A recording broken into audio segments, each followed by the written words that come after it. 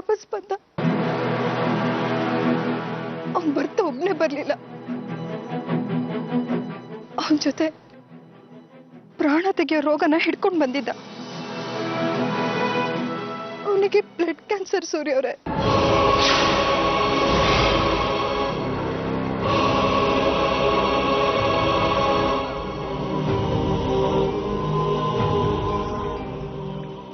ಶಶಾಂಕ್ ಜೀವ ಉಳಿಸೋಕೆ ಆದಿತ್ಯನ್ ಬೋನ್ ಮಾರೋ ಟ್ರಾನ್ಸ್ಪ್ಲಾಂಟ್ ಮಾಡಿಸ್ಲೇಬೇಕಿತ್ತು. ಅಪ್ಪ ಅಮ್ಮ ನಮಗೆ ಆಶ್ರಯ ಕೊಟ್ಟಿದ್ದಾರೆ. ಅವನ್ ಬಿಟ್ಟು ಹೋದಾಗ ಅವ್ರು ನಮಗೆ ಆಶ್ರಯ ಕೊಡದೇ ಇದ್ದಿದ್ರೆ ಇಷ್ಟೊತ್ತಿಗೆ ನಾನು ಆದಿತ್ಯ ಯಾವ ಸ್ಥಿತಿಲಿ ಇರ್ತಿದ್ವು ಅನ್ನೋದನ್ನ ಊಹಿಸ್ಕೊಳ್ಳೋಕ್ಕೂ ಸಾಧ್ಯ ಇಲ್ಲ. ಅದಕ್ಕೆ ನಾನ್ ನಿಮ್ ಹತ್ರ ಸುಳ್ಳು ಹೇಳ್ಬೇಕಾಯ್ತು. ಸುಳ್ಳಿನ ಮೇಲೆ ಸುಳ್ಳು ಹೇಳ್ತಾ ಹೋದೆ.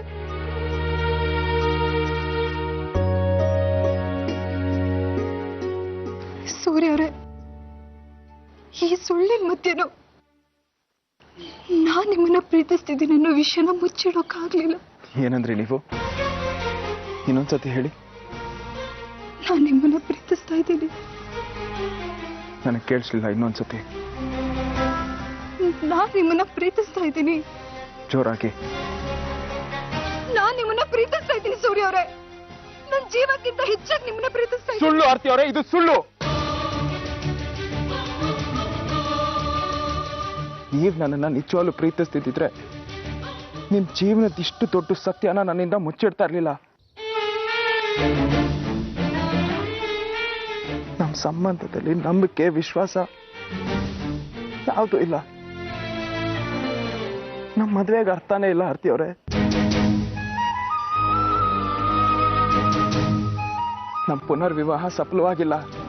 ನೀವ್ ಹೇಳಿದ ಒಂದು ಸುಳ್ಳಿಂದ ನಮ್ಮ ಸಂಬಂಧ ಟೊಳ್ಳಾಗಿದೆ. ನಾನು ಸೋತೋದೆ ಆರ್ತಿ ಅವರೇ. ಇಲ್ಲ ಸೂರ್ಯ ಅವರೇ, ನೀವು ಸೋತಿಲ್ಲ. ನಮ್ಮ ಸಂಬಂಧನೂ ಅರ್ಥ ಕಳ್ಕೊಳ್ಳಿಲ್ಲ. ನಾನು ನಿಮಗೆ ನಿಜ ಹೇಳೋ ಧೈರ್ಯ ಮಾಡಿಲ್ಲ ಅಷ್ಟೇ. ನಿಮಗೆ, ನಿಮ್ ಕುಟುಂಬದವರಿಗೆ ನಾನು ಸುಳ್ಳು ಹೇಳಿ ಮೋಸ ಮಾಡಿದ್ದೀನಿ. ನಿಮಗೂ ಸುಳ್ಳು ಹೇಳಿ ದುಃಖ ಕೊಟ್ಟಿದ್ದೀನಿ, ನೋವು ಕೊಟ್ಟಿದ್ದೀನಿ. ಆದ್ರೆ ಇದಕ್ಕೆ ನೀವು ಏನ್ ಶಿಕ್ಷೆ ಬೇಕಾದ್ರೂ ನಾನು ಅನುಭವಿಸ್ತೀನಿ. ಹೇಳಿ ಸೂರ್ಯ ಅವರಿಗೆ, ಏನ್ ಶಿಕ್ಷೆ ಕೊಡ್ತೀರಾ ಕೊಡಿ ಪ್ಲೀಸ್. ಆರ್ತಿ ಅವರೇ, ನಾನು ನಿಮ್ಗೆ ಈಗಾಗಲೇ ಹೇಳಿದ್ದೀನಲ್ವಾ, ತಲೆ ಕೆಡಿಸ್ಕೊಂಬಿಡಿ. ನೀವು ಕೊರಗೋ ಅಗತ್ಯ ಇಲ್ಲ. ನಿಮ್ಗೆ ಯಾವ ಒತ್ತಡನೂ ಇಲ್ಲ ಆರ್ತಿ ಅವರೇ. ನಿಮಗೇನು ಇಷ್ಟನೋ ಅದನ್ನೇ ಮಾಡ್ಬೋದು.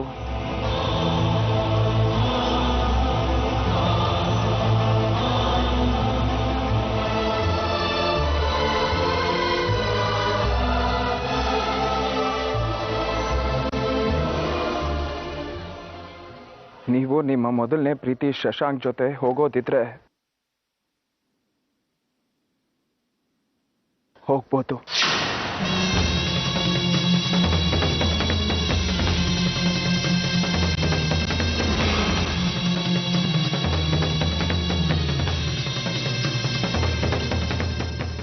ಏನು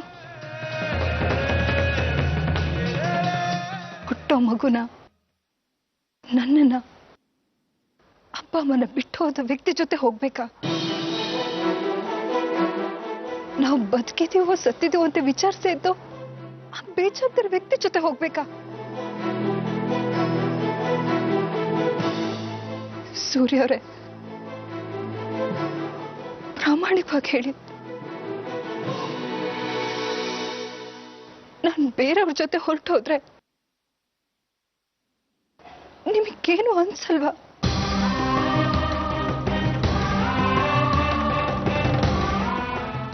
ಉತ್ತರ ಕೊಡಿ ಸೂರ್ಯ ಅವರೇ.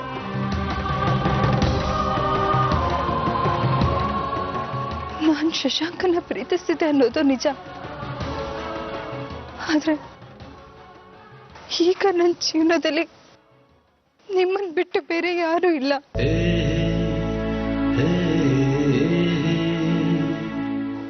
ನಾನೇನಾದ್ರೂ ಬದುಕಿದ್ರೆ ಅದು ನಿಮ್ಮಿಂದನೇ. ನೀವು ನನ್ನ ಜೀವ, ನನ್ನ ಬದುಕಿನ ಉದ್ದೇಶ ಸೂರ್ಯ ಅವರೇ. ಅಂಥದ್ರಲ್ಲಿ ನೀವು ನನಗೆ ಬೇರೆಯವ್ರ ಜೊತೆ ಜೀವನ ಮಾಡುವಂತ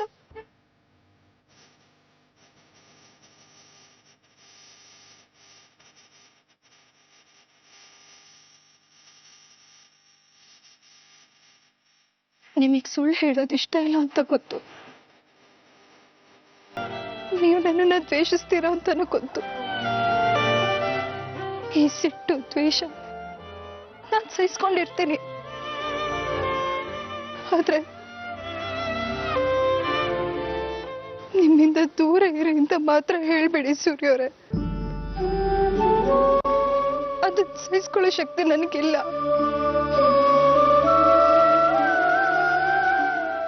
ನೀವೇ ಹೇಳಿ, ನನ್ನ ಪ್ರೀತಿನ ಸಾಬೀತು ಮಾಡೋಕೆ ನಾನು ಏನ್ ಮಾಡ್ಬೇಕು ಅಂತ. ನನ್ನ ಬದುಕಿನ ಉದ್ದೇಶ ನೀವು, ನನ್ನ ಪ್ರೀತಿ, ನನ್ನ ಮತ್ತೊಂದು ಹೆಸರು ಎಲ್ಲ ನೀವೇ ಸೂರ್ಯ ಅವರೇ, ಎಲ್ಲ ನೀವೇ.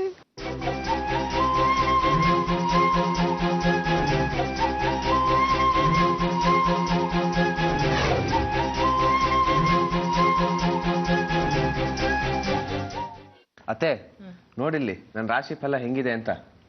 ಈ ವರ್ಷ ನನ್ನ ಎಲ್ಲಾ ತೊಂದರೆಗಳು ಪರಿಹಾರ ಆಗತ್ತಂತೆ, ಸಂಸಾರನ ವಾಪಸ್ ಸಿಕ್ಕಿ ಸುಖವಾಗಿರ್ತೀನಂತೆ. ಅದಕ್ಕೆ ನಾನೆಲ್ಲ ತಯಾರಿನೂ ಮಾಡ್ಕೊಂಡಿದ್ದೀನಿ. ತಯಾರಿನ? ಏನ್ ತಯಾರಿ ಮಾಡ್ಕೊಂಡಿದ್ಯಾ? ಅದೇ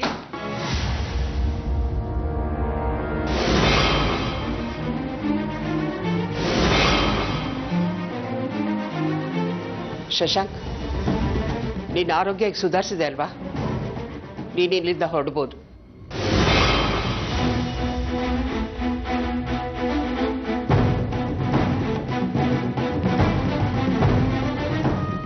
ನಾನು ಯಾಕೆ ಮನೆ ಬಿಟ್ಟು ಹೋಗ್ಬೇಕು?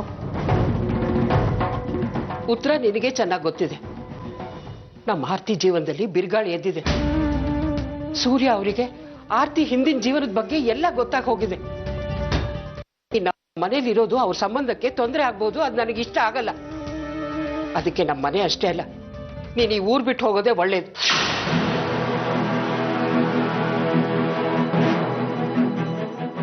ನಾನೇ ಮನೆ ಬಿಟ್ಟು ಎಲ್ಲೂ ಹೋಗಲ್ಲ. ಶಶು ಹೇಳ್ತಿರೋದು ಸರಿಯಾಗಿದೆ. ಅವಳಿಗೋಸ್ಕರ ಸ್ವಂತ ಮಗನ ಮನೆ ಬಿಟ್ಟು ಹೋಗು ಅಂತ ಹೇಳ್ತಿದೆಯಲ್ಲ ಅದಕ್ಕೆ. ನೀನು ಹೇಳೋದು ಸರಿ ಇರ್ಬೋದು ಶಕ್ಕು, ಆದ್ರೆ ನಾನಿವತ್ತು ಯಾರ ಮಾತನ್ನು ಕೇಳಲ್ಲ. ನಿನಗೆ ಅವಮಾನ ಮಾಡ್ತೀನಿ ಅಂತ ಅನ್ಕೋಬೇಡ. ಇದು ನನ್ನ ಆರ್ತಿ ಜೀವನದ ಪ್ರಶ್ನೆ. ನಮ್ಮ ಆರ್ತಿ ಯಾವಾಗ್ಲೂ ಸೂರ್ಯ ಅವ್ರ ಜೊತೆ, ಅವ್ರ ಮನೆಯವ್ರ ಜೊತೆ ನಗ್ನಾಗ್ತಾ ಇರ್ಬೇಕು ಅನ್ನೋದು ನನ್ನ ಆಸೆ. ತಲೆ ಕೆಟ್ಟಿದೆ ನಿನ್ಗೆ. ಅವಳಿಗೋಸ್ಕರ ಸ್ವಂತ ಮಗನ ಹೌದು ಕಣೆ, ಆರ್ತಿ ನನಗೆ ಸ್ವಂತ ಮಗನಿಗಿಂತ ಹೆಚ್ಚು. ನನ್ನ ಅವಳ ಸಂಬಂಧ ರಕ್ತ ಸಂಬಂಧಕ್ಕಿಂತ ದೊಡ್ಡದು.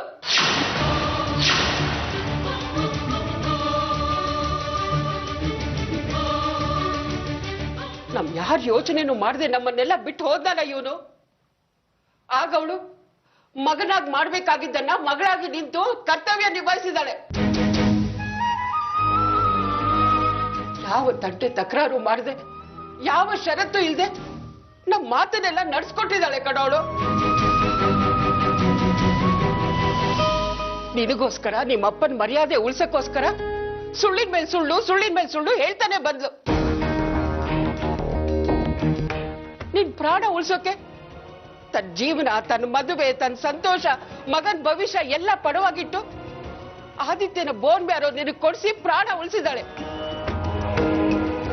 ಅಂತವಳಿಗೆ ಇವತ್ತು ತೊಂದರೆ ಆದಾಗ ನಾನು ಅವಳಿಗೆ ಸಹಾಯ ಮಾಡ್ಬೇಕಲ್ವಾ ಶಕ್ಕು? ನಾನು ಯಾವತ್ತಿದ್ರು ಆರ್ತಿಗೆ ಸಪೋರ್ಟ್ ಮಾಡ್ತೀನಿ.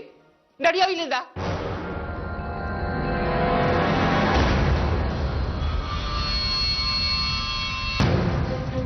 ಅಮ್ಮ ನನ್ ಕೈ ಬಿಡು. ಅಮ್ಮ ನನ್ ಮಾತು ಕೇಳು. ಅಮ್ಮ ನನ್ ಮಾತು ಕೇಳು. ಅಮ್ಮ ಬಿಡು ನನ್ ಕೈನ. ನಾನು ಈ ಮನೆಯಿಂದ ಎಲ್ಲಿಗೂ ಹೋಗಲ್ಲ. ನಿನಗೆ ನನ್ನ ಈ ಮನೆಯಿಂದ ಹೊರಗಾಕೋ ಅಧಿಕಾರ ಇಲ್ಲ, ಹೊರಗಾಕಕ್ ಸಾಧ್ಯನೂ ಇಲ್ಲ. ಅರ್ಥ ಆಯ್ತಾ?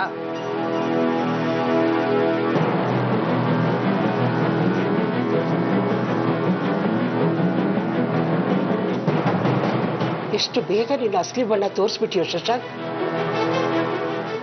ಅಷ್ಟು ಬೇಗ ಮರ್ತು ಬಿಟ್ಟಿಯ ನೀನು.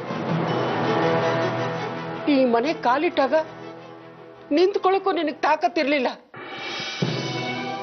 ಇವತ್ತು ಹುಷಾರಾಗಿದ್ಯಾ ಅಂತ ಈ ಅಮ್ಮನ ಕೈ ಕೊಡ್ವಿ ಎದುರು ನಿಲ್ಲಷ್ಟು ಶಕ್ತಿ ಬಂದ್ಬಿಡ್ತಾ ನಿನ್ಗೆ.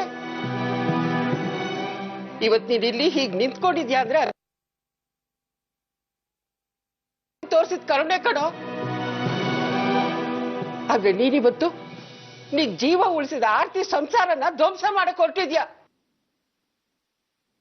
ಸ್ವಲ್ಪನೂ ಮಾನವೀಯತೆ ಅನ್ನೋದೇ ಇಲ್ವೇನೋ ನಿನಗೆ? ನೀನಿವತ್ತು ಉಸಿರಾಡ್ತಿರೋ ಪ್ರತಿಯೊಂದು ಉಸಿರು ನಮ್ಮ ಆರ್ತಿ ಋಣದಲ್ಲಿ ಉಸಿರಾಡ್ತಿದ್ಯಾ ಅನ್ನೋದನ್ನ ಮರಿಬೇಡ. ಎಂತ ಋಣ ಅಮ್ಮ? ಯಾವ ಋಣ? ಆದಿತ್ಯನ್ ಬೋನ್ ಮರ ಕೊಟ್ಟು ಒಳ್ಳೆ ನನಗೆ ಉಪಕಾರ ಮಾಡಿಲ್ಲ. ಆದಿತ್ಯ ಅವಳ ಒಬ್ಬಳಿಗೆ ಮಗ ಅಲ್ಲ, ಅವನು ನನಗೂ ಮಗಾನೆ.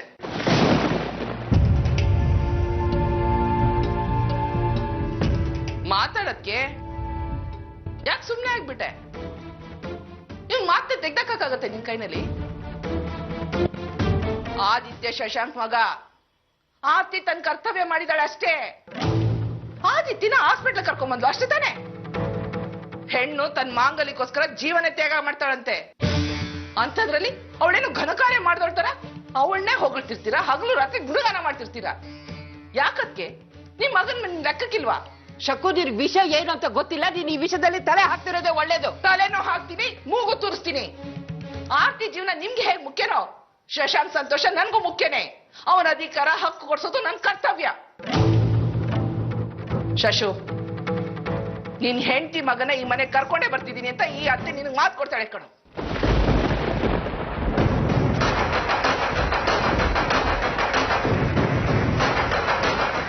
ಇವತ್ತು ಆರ್ತಿ ಈ ಮನೆಗೆ ಬಂದೇ ಬರ್ತಾಳೆ.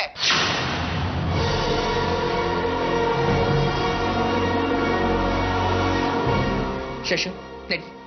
ಇಲ್ಲ, ನಾನು ಮನೆ ಹೋಗೋಕ್ ಬಿಡಲ್ಲ. ಆರ್ತಿ ಸಂತೋಷಕ್ಕೆ ಅಡ್ಡಿ ಮಾಡೋಕೆ ನಾನು ಬಿಡೋಲ್ಲ.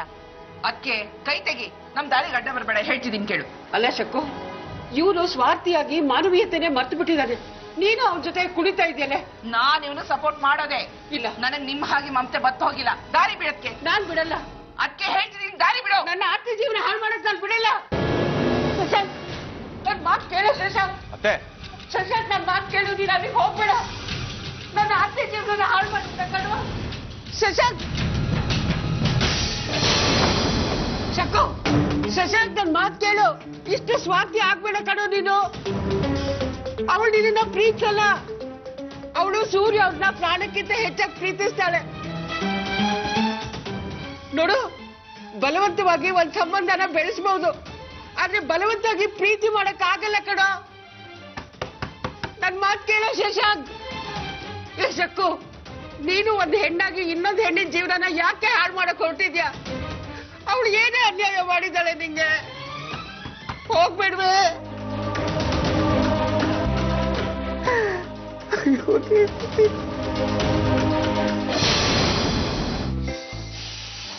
ಸಾಕ್ಷಿ, ಕೈಗೆ ಬ್ಲೂ ಕಲರ್ ಬಣ್ಣ ಹಾಕೋ.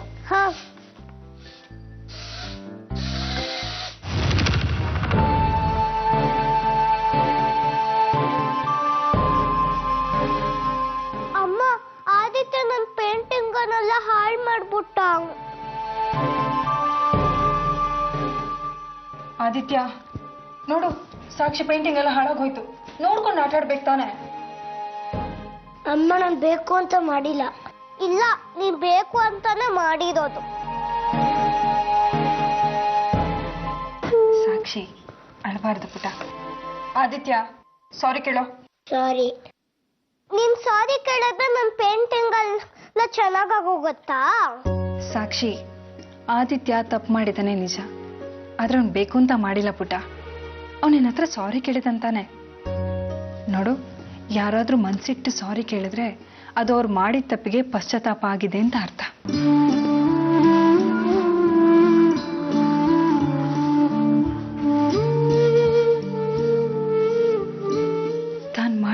ತಪ್ಪಿಗೆ ನಿನ್ನ ಹತ್ರ ಕ್ಷಮೆ ಕೇಳಿದಾನೆ.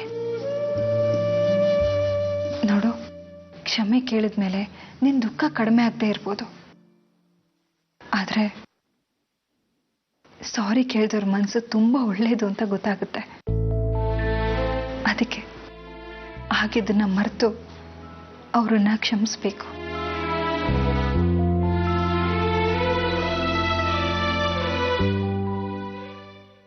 ಸಾರಿ ಆದಿ, ನಾನು ನಿನ್ ಮೇಲೆ ಕೋಪ ಮಾಡ್ಕೊಳಲ್ಲ.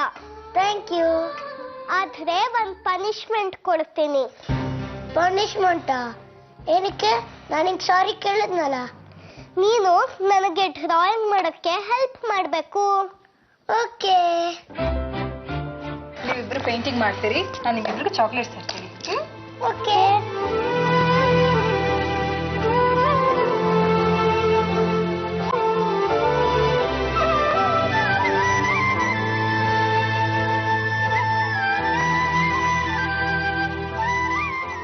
ಮಕ್ಕಳಿಗೆ ಬುದ್ಧಿ ಹೇಳ್ತಿರ್ಬೇಕಾದ್ರೆ ನನಗೊಂದು ವಿಷಯ ತುಂಬಾ ಚೆನ್ನಾಗಿ ಅರ್ಥ ಆಯ್ತು. ನಾನು ಕ್ಷಮೆ ಕೇಳಕ್ಕೆ ತುಂಬಾ ತಡ ಮಾಡಿಬಿಟ್ಟೆ, ಆದ್ರೆ ಇನ್ನು ತಡ ಮಾಡೋದಿಲ್ಲ. ನನ್ನ ಹಿಂದಿನ ಜೀವನ ಸತ್ಯನ ನಾನೆಲ್ರಿಗೂ ಹೇಳ್ಬಿಡ್ತೀನಿ. ನನ್ನ ಮನಸ್ಸಿನ ಭಾರನ ಕಡಿಮೆ ಮಾಡ್ಕೋತೀನಿ. ಇದಕ್ಕೆ ಅವರೆಲ್ಲರೂ ಯಾವ ಶಿಕ್ಷೆ ಕೊಟ್ಟರು ನಾನು ಅನುಭವಿಸೋಕೆ ಸಿದ್ಧವಾಗಿದ್ದೀನಿ. ಅದನ್ನು ಸಂತೋಷವಾಗಿ ಸ್ವೀಕರಿಸ್ತೀನಿ.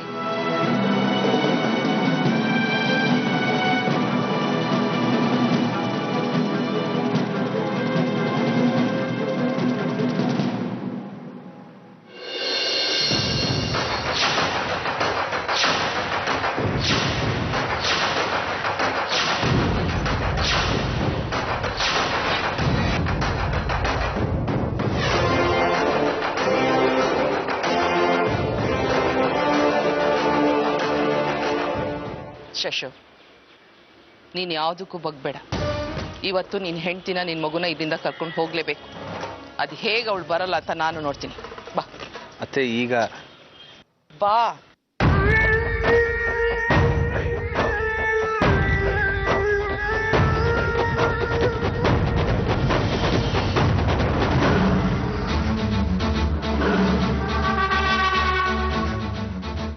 ಓ, ನೀವಾ? ಬನ್ನಿ ಬನ್ನಿ ಒಳಗೆ. ಅಣ್ಣ, ಯಾರು ಬಂದಿದ್ದಾರೆ ನೋಡಿ.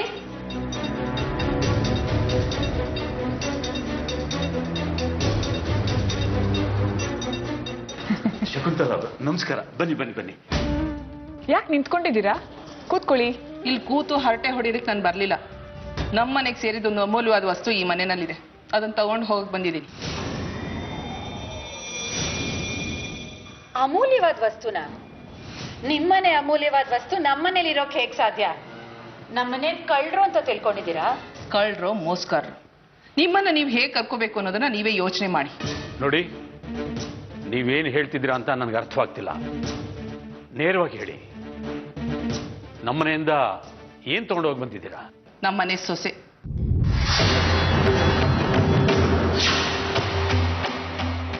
ಆರ್ತಿನ.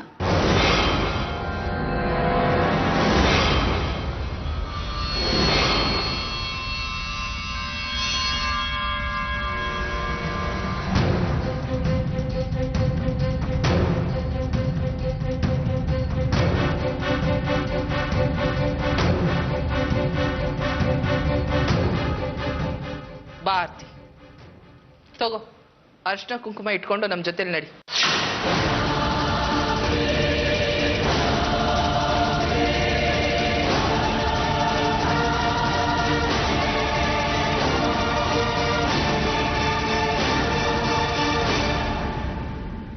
ಇವಳೀಗ ನಿಮ್ಮನೆ ಸೊಸೆ ಅಲ್ಲ, ನಮ್ಮ ಮನೆ ಮಹಾಲಕ್ಷ್ಮಿ. ನನ್ನ ಮಗ ಸೂರ್ಯನ ಹೆಂಡತಿ. ಏನು? ನಿಮ್ ಮಗ ಸೂರ್ಯನ ಹೆಂಡ್ತಿನ? ಯಾವ ಭ್ರಮೆನಲ್ಲಿ ಬದುಕ್ತಿದ್ದೀರಾ ನೀವು? ಇವಳು ಸುಳ್ಳು ಹೇಳಿದಾಳೆ, ಮೋಸ ಮಾಡಿದಾಳೆ. ಇವಳು ಮುಖ ನೋಡಿ ಮರಳಾಗ್ಬೇಡಿ. ತುಂಬಾ ಚಾಲಾಕಿತನದಿಂದ ಸತ್ಯನ ನಿಮ್ಮಿಂದ ಮುಚ್ಚಿಟ್ಟಿದ್ದಾಳೆ.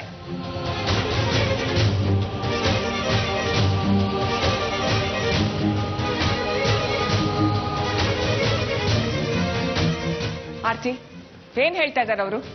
ನೀನೇನ್ ಸುಳ್ಳು ಹೇಳಿದೆ? ಏನ್ ಮೋಸ ಮಾಡಿದೆ ನಮ್ಗೆ? ಅಮ್ಮ ನಾನು ಇದೇ ವಿಷಯನ ಹೇಳಕ್ ಬಂದಿದ್ದು. ಆರ್ತಿ ವಿಧವೆ ಅಲ್ಲ, ಶಶಾಂಕ್ ಅವಳು ಮೊದಲನೇ ಗಂಡ.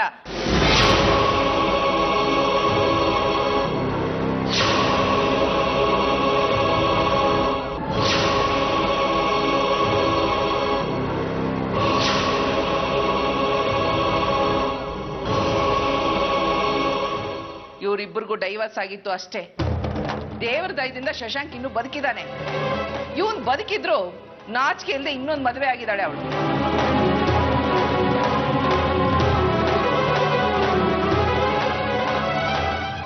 ಅದು ನಿಮ್ಮೆಲ್ಲರಿಗೂ ಸುಳ್ಳು ಹೇಳಿ